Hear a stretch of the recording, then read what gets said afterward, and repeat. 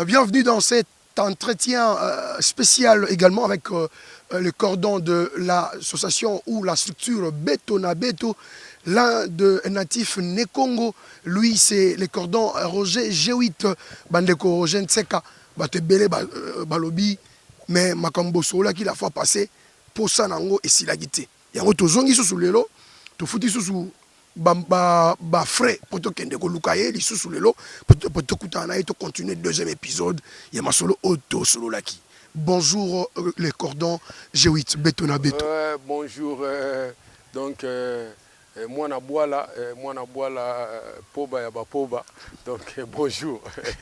Alors Mpangi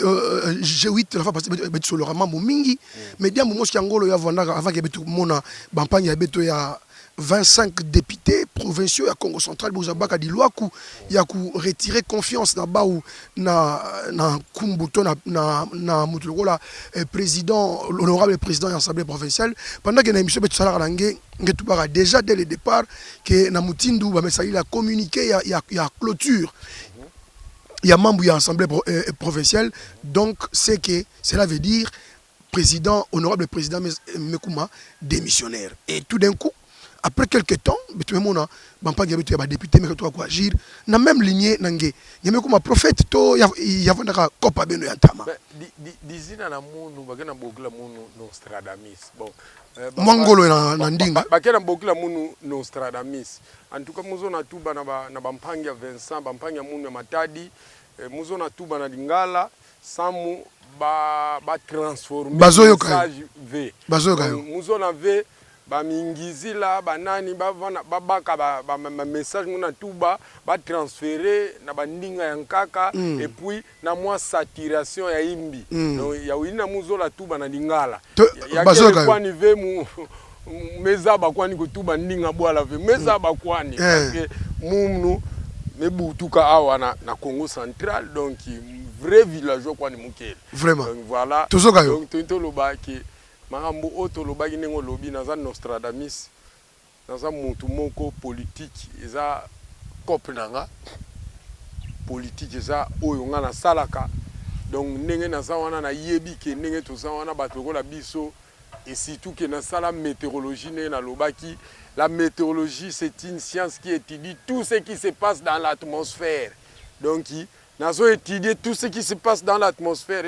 donc oyo nga na sala na betidi o ngana sala alors lelo o na tali o ezo leka na atmosphère na moninga imoko ke non boy boy wana na ngokutu prophétie et ça par rapport beti na sala tout et tout na tali mutu lokola ngana bundi na fandi 8 mois na ndaka président Matusila d'emblée comme ça un peu ça quoi ni munu mbongo ve kima kwa ni ve ni kisalo ya ona obunda yake na quiz bapesinga mbongo te loboko na ngai yango soki bapesinga mbongo mpona sala oyo bancetre baloka ngai babebisa ngai nazwa malédiction soki nazwaki mbongo mais na conviction même mona balobi une faute avouée est à moitié pardonnée si même na Bible balobi si le peuple sur qui invoque mon nom s'humilie et confesse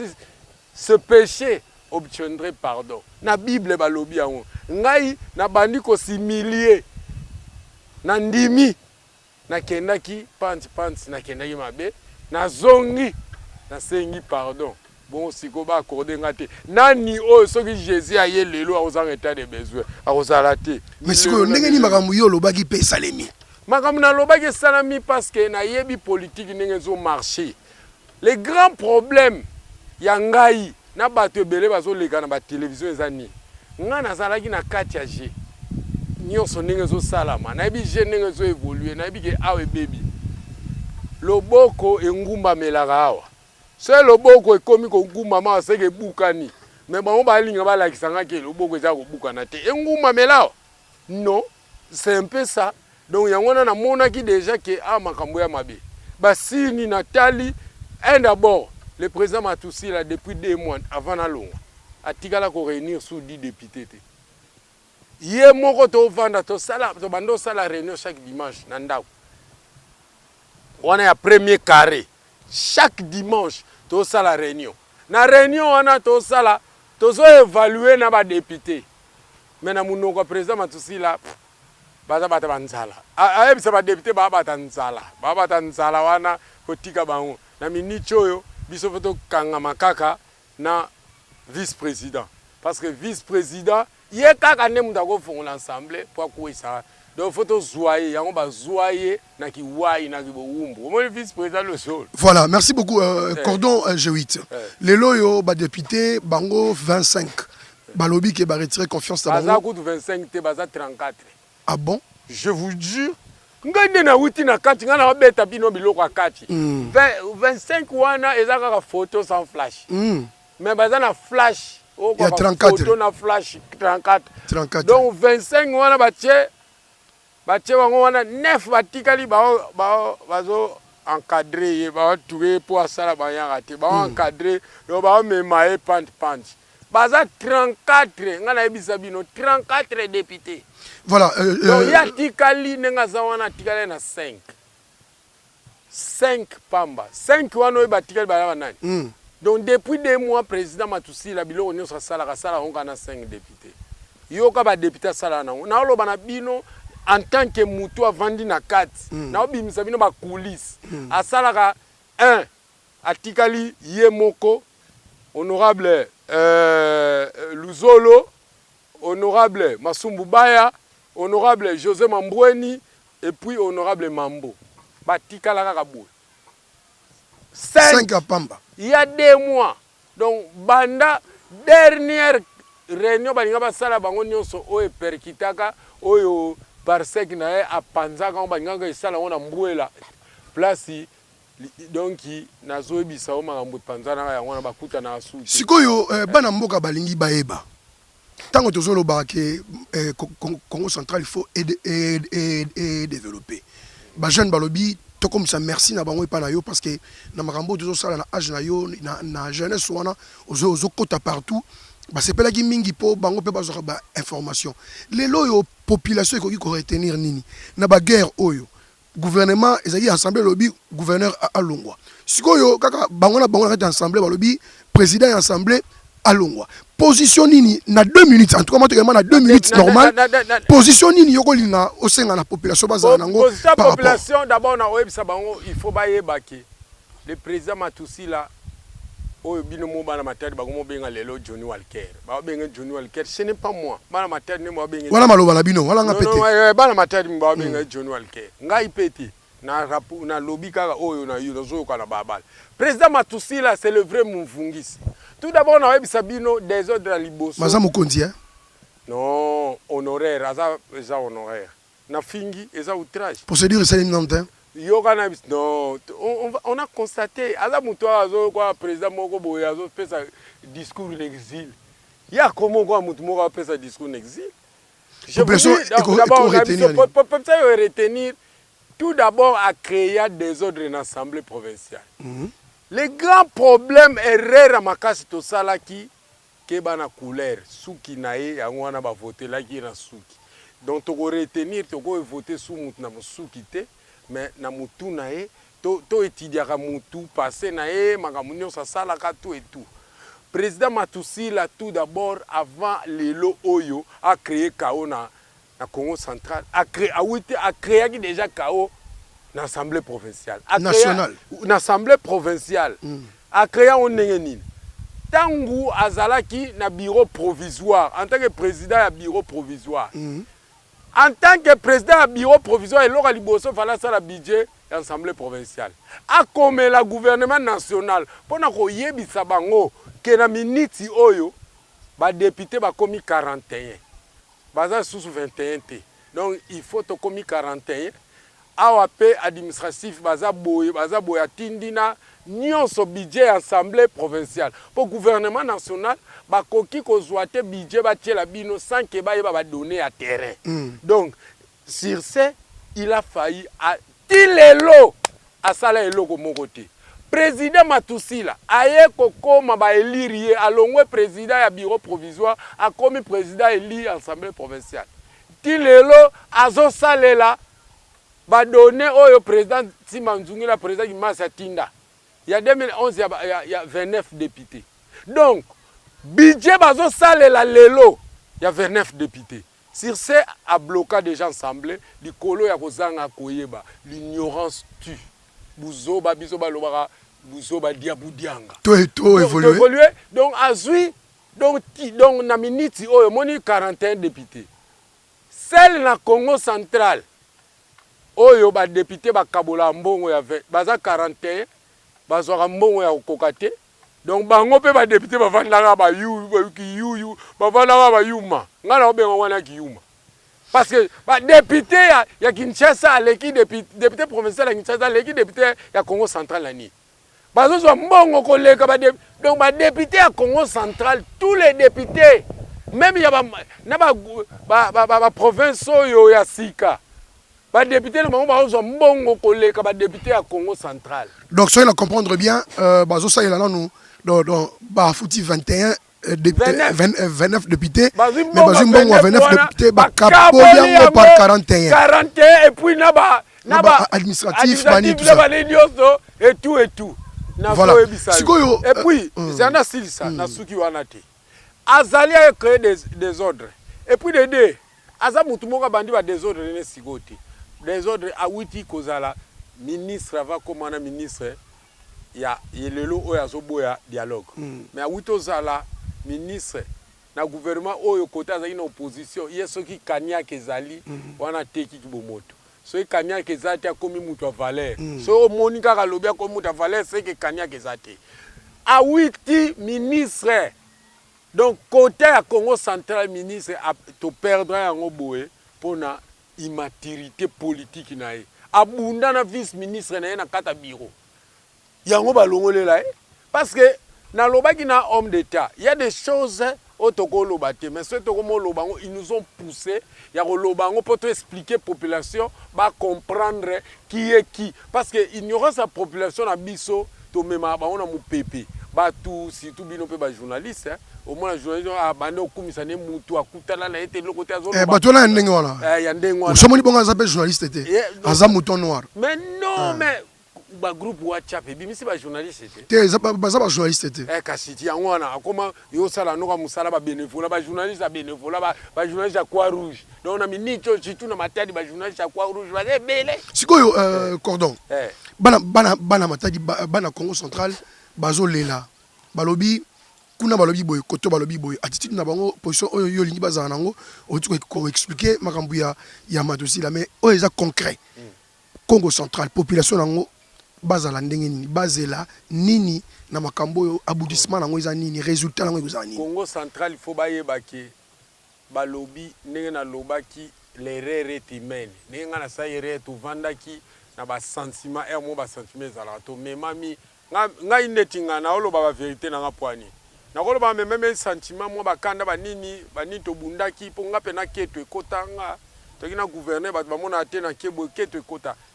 ki na moni to bundi ngana zo loko te ba cabinet tanga bina yango ekotanga keto wana na bisa bino akela donc ça les hommes ratés pesa donc wana pesa nga keto na oloba vérité ngana na loko mususu ya okendela ba tu pante te na oloba vérité nga za jeune na koki ko promettre ba jeune te bo se retrouver nga moko na on se retrouver te wana mwasi yo moko tamulanga makolo zo bo somele mutuka vélo yo moko na osombite donc ngai moko na mpona za l'exemple na zuiboye après banini ba mona ngai ngana ba ba te na tika ki ngana décourager na moni na zuite ba cabinet bimi ngana se retrouver te wana la ine wana yango ngana moni boye na sala boye na ki na tengami mais na ko mona ke non fallait moi patience c'est ça la moi toko mon biso toi ba jeune moto moi chaud na mi mama qui mais avec le temps tu ko zo moi expérience na makambo to kutani nango que fallait to za na moi patience makambo susu fallait ko zela mais to za ba jeune to zo bundana na ndenge na biso to za nya encadrement ba to ba ko encadrer biso ba lokwa ba président Matusila mais baza ba mo ba tenga ba mema biso bokotala que j'ai eu toi za kina gouverneur à tout na G8 tu as un président Matusila baza des G8 différents G8 a un gouverneur à Matu a Fingagate à Salanite G8 a comme président Matusila qui est censé d'être sage par rapport à ceux qui n'a un âge mais a commis G8 moko a baby réputation parce que ba français ba lobi dis-moi qui tu fréquentes et je te dirai qui tu es donc on a miniti oyo Et loko ba sengeli koyeba ke le gouverneur a tout souffre. Azo souffrir ba tie bakal vie ayaki na esprit ya mafia na province. Na ebisi bino ke abanda ko déstabiliser gouverneur à tout avant que scandale mamimia. Abenga vice gouverneur yo na pension ningisa papa journaliste pour ne pas vous tutoyer. Ok ne ko mona vice gouverneur o tourner makambo na oloba.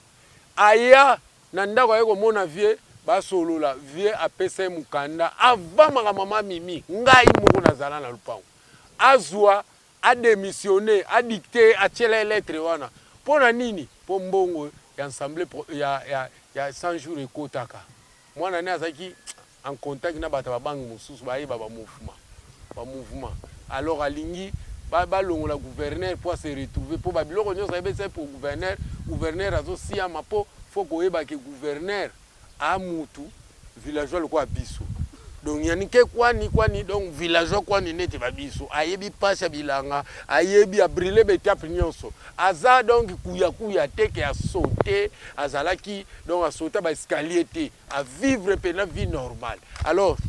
yangwana omoni bakale lelo oyo biso to bando bunza gouverneur to tala kaka misala ndeti ngana bando tala ke biso to zo musala te ba jeune ba zo musala te mais nazo yeba cause te. Ce n'est que tant on a vendu kuna na moni neto formaté makamba lokuta to tcha pression nyonso to bando sala ezalaki poto diminuer na no gaz to zo mona ke bo il faut to diminuer après ça va ko diminuer to va ko négocier na e pour chuma. Donc vie wana bo mona e ya nero ba benga o lelo na matadi joni walke abo mona ya bo lokwa mkolo ma na esprit moko ya bakai ya bayaya bani. Donc aya ba biloko moko boye il faut to doser na nous to si c'est gaz après to kene to yokana nayi. Ah donc na munoko na ya ngwana to kene mutu nyonso na ba député ba ko kimai ba député ba ko tomboka to zo eloko te ti sikoyo eloko moko te nini siko est-ce que to ko wana ko pour essayer magina tango ya mbola alors jouant bazaki internet le quoi équipe wana ko pango zaki paraître faut mo ba $25,000 bani elegande ko pango yaki nini yo pe na opesa botika na loba donc ngai lo kokotela nga kwa résultat te oya omuna ke nga na kosi akene kufunda nga pièce contre pièce na ebisi yo bazola rango ngai côté wana erataka te pièce contre pièce bango mo ba ebi eloko ekotela mutu kwa résultat te nga biloko na oloba soki nga na kosi bakene kufunda nga to samba pièce contre pièce nazo ebisa yo ndenge tozana président Matusila eko mona ke mbongo ekoti na province eloko ebomaki ya mbongo wa province. Tout d'abord azali na ketu ya nani ya honorable Billy pour honorable Billy azali kota ya nini ya IDPS chaque territoire faut pesa ministre moko siko na géopolitique il fallait ba pesa honorable Billy pour avoir parti au pouvoir et puis lui soit IDPS azui pe mutamadi mbatie ya moni mabe il fallait étouffer honorable Billy ya on créa qui crise après ma mimi. Problème eza wana eza nini? Président Matusila Monique mabiloko nyonso ya kanisaki aye akogobe gouverneur atu akofina ye sikoyo ayeko sala ke akoiko fina ete sikoyo akoiko fina ete alukeli ba problème. Et d'abord aluki gouverneur avant scandale a démissionné pour déstabiliser, a démissionné. Luka gouverneur, vice-gouverneur Justin, vice-gouverneur. A tiré papier, a dicté, a commandé mission. Nanda kunaye, pemeni ya l'église la louange. Nda kuana. Luka vice-gouverneur, allo bana busolo, soka yebi nzambi, allo bana bino vérité. Nan devant conscience na ya oyebi sabino makamuje utalobi solo. Donc abandé déstabilisation. Après aye koya. Tango aye koya na suka nango nini yeko koma eloko yeko koma le président Matusila sali cop scandale komi akamati ba atie commission atie azotinda wana to yango déjà atinda ba rapport na kini na tuni kopo bango kopo ya mbola loge balobaki ne basoki ba 25,000 est-ce que bozo yango ba solo yoka na biso sikoyo aluka financer honorable Antoine Goda siko iye moko ayimaka mweleka honorable oebike président Matusila tout ça akiadi tout ça honorable Antoine Goda mutuna honorable Papi Matezo honorable pas matezo na honorable Antoine Gonda bazala boy muta tout ça ba mutu eza honorable Antoine Gonda et pardon président Matusila ya Nero o ba benga Johnny Walkera a tout ça ba mutu ndeni a tout ça ba mutu 2 fois déjà pas honorable papi matezolo alinga ozwa Kester ya assemblée et pardon ya Sénat voilà sommi la député wana jeep ne bazala mbwela wana na opeso live siko na panzi siko lisolo pas honorable Antoine Gonda biem tabandaki ba dépense boy na boy wana na webisao wana tuna bango nyos na opanza siko biloko na panzeli yo siko abendi ngane sandu kwa bibeko avec papa honorable Antoine Gonda ba bengaye pa Kester na biso ya Sénat akene na 5h omone loko ona oyebiso honorable Antoine Gonda tubelango devant Lokombe Robengae devant Michel Lenda Zalawana devant les Blancs Congo devant Nani Oyo Belon devant les Blancs Congo aloba tina nini baswanela bayokana te na papi matezolo alobi babi fo bapesa ba jeep papi ye honorable Antoine Gonda bloqué ba député wana alobi mda sali ba nini so makamni so eleka pa na ye matezo habite ouverture mutu mususu partenaire mususu aya soutenir Kester ya Sénat fala pesa ba jeep honorable Antoine Gonda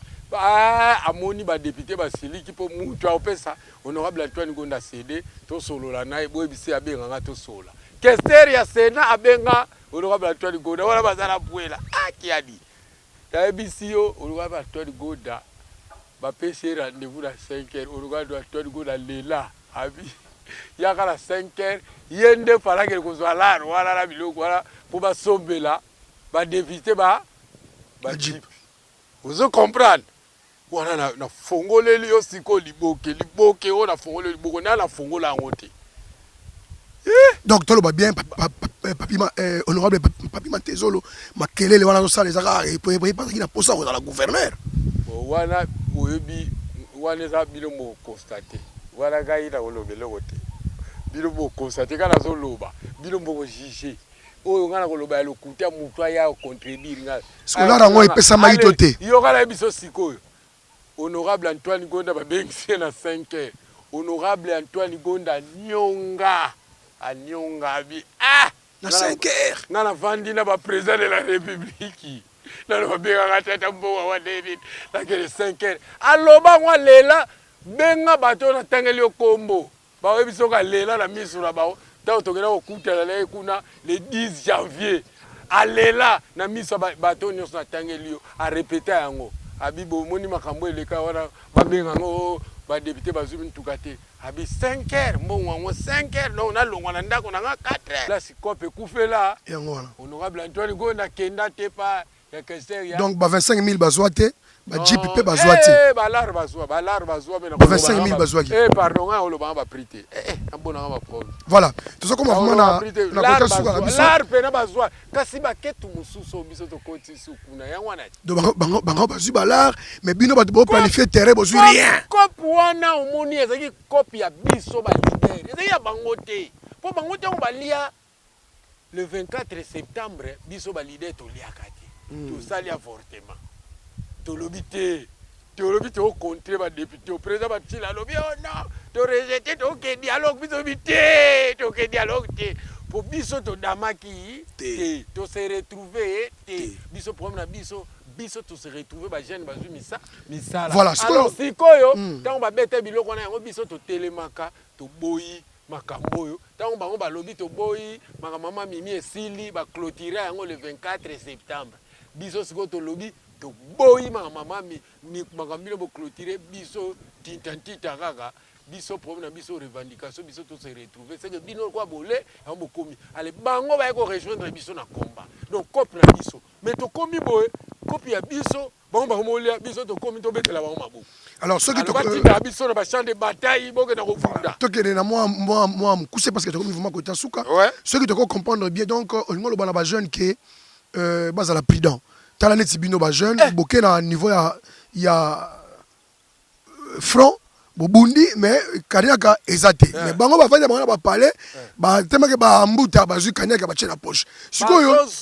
bazwa kutu ba devisa bango na biloko bongo ba devisa bango ba carton ya Thomson pa honorable wana mambimbi na confinement o population zwaki biso ba jeune to zwaki biso to na bango ata carton moko to zwite basusu balia te eloko nini yoko lobela ba jeune lelo oyo baza facilement instrumentalisé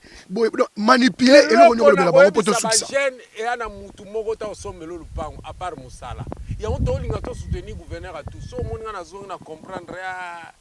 ya oyo ane na vision et akaka ba mau ya biso ba jeune ya lakis. Donc, moi, expérience, avec le temps, on a pu comprendre que nous avons une vision de jeune. Donc, réincarnation, il y a gouverneur Foucaounzola et ça gouverneur à tout. Donc, il y a solo vraiment. Si, réincarnation avec Foucaounzola, il y a papa Foucaounzola, ils avaient à tout. Il y a un monique, Balinga qui était, pas Batou Moussousou, il y a Kinshasa, via Kima. Akenda kin pour akende koteka province akende koteka gouverneur à tout mais aussi mbate ngana vandi na lobby rien ne sert à courir na monique côté nazo kende 8 mois nga entrepreneur 8 mois ba tchenga na ndako na sala ba audio na liaka na melaka 8 mois et ngana za entrepreneur na sala musala na bundaka na ngai na ndenge na ngana sala na vie ya keba ya ba risque la vie ya bayama niolo famille bampiaka ya ba kosenga ya piaka obenga ozo nino bo et puis na koyebisa eloko moko si le 25 député ne bazalaki député pesanga 2000 francs ati 2000 francs na oyebiso sur le 25 bazwi mbongo 2 fois mbongo na bango bazwi yango 2 fois ba defi biloko bazozwa balar na ya bakobangula et puis bando beta matolo soki bayepa na opesi bango mbongo te tala na beto iso moko ebike bakela obeta batolo epa ya excellence Deo Kusu encore ye flamba après bao babimi boye $200 balionga baye babi qui m'a motivé ata salini to comme ce gouverneur tala nzambe voilà tu comme vraiment la suka so bayepa na balete batuchi ba mema batu pandi balia koto sikoyo kozomaka mumi balemisa tout lobela na population donc population na ba jeune ndenge sengeli ba se comporter dans 1 minute parce que tu comme na suka oui ba jeune na lobela bino boye bobanga ba politicien te parce que baza bango basemba mingi bomona wana boyeba ke vi na biso ba jeune e na maboko na biso eza na maboko ba viete lelo nga G8 na sepeli ndenge ba mandataire ba bimite ndenge na oloba pourquoi na makambu na bango bakobima wana ba nekongo bakozwa basi na bango ba makangu na bango batinya maoni nyonso bazwa bakamata bacha bango na ba place biso ba jeune ba nekongo bakozwa biso te instrumentalisation to boyango lelo boyeba ke muta bloquer province eza président Matusila gouverneur mon côté a fonctionné déjà sans budget azo fonctionner kaka na appui budgétaire